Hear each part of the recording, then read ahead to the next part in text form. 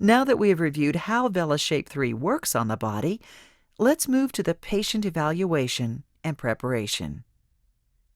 Optimizing results depends on selecting the proper patients and the right areas to treat.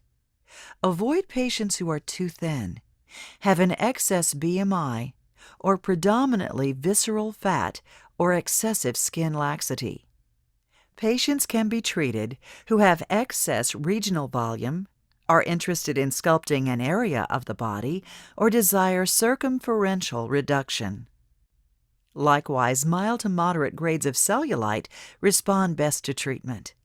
Again, the best candidates for treatment are patients with realistic expectations, BMI less than 30, no excessive obesity or skin laxity, no varicosities in the treatment area, mild to moderate cellulite, and a healthy lifestyle. Prior to the treatment, it is important to have a complete initial consultation with the patient. Review the medical history and medications. Examine the patient. Review contraindications and review the treatment process with the discussion of appropriate expectations. Again, be certain to review the complete list of contraindications, making sure you are not treating, for example, a patient with a pacemaker or internal defibrillator, or treating over a metal prosthesis or any permanent filler. Additionally, following a few simple pre- and post-treatment guidelines go a long way toward maximizing the result. The patient should take care to stay well hydrated before and after the treatment. Arrive with clean skin that is free of any oils or lotions. Avoid unhealthy and particularly fatty foods. And although not required, light to moderate exercise just after and in the days following the treatment is certainly beneficial.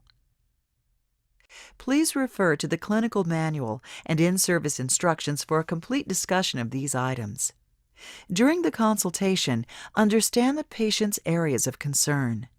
Standing together by a mirror with the patient is often helpful. The treatment protocols you will select should be focused on these concerns for optimal patient satisfaction.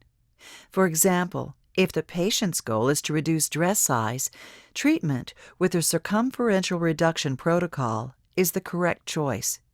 However, if a patient is focused on a specific issue such as skin quality, cellulite, or localized fat in the flanks or saddlebags, a different protocol will be selected.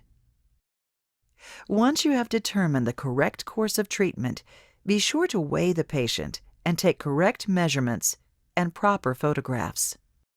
Proper measurements are taken using the Seika device. The Seika device is fixed to the wall at a height that is convenient to the operator. Regardless of where it is fixed, make note of the number that appears on the device at the point of the desired measurement, and make sure each time the area is measured, it is done so at the same height. If the patient desires circumferential reduction, mark and measure the area that is the main focus of treatment. First, mark one point on the patient. Then turn the patient so that the tape measures in a circumference. Record the number on the Seika device and the circumference measurement. Repeat this process 2 centimeters above and below this measurement. Photographs are also important. Take photos each time with the same clothing and position the arms in the same way each time. Take photos facing forward, at 45-degree angles to each side, and in profile. The patient should then be properly positioned on the treatment table. Prior to beginning, make certain the following supplies are on hand.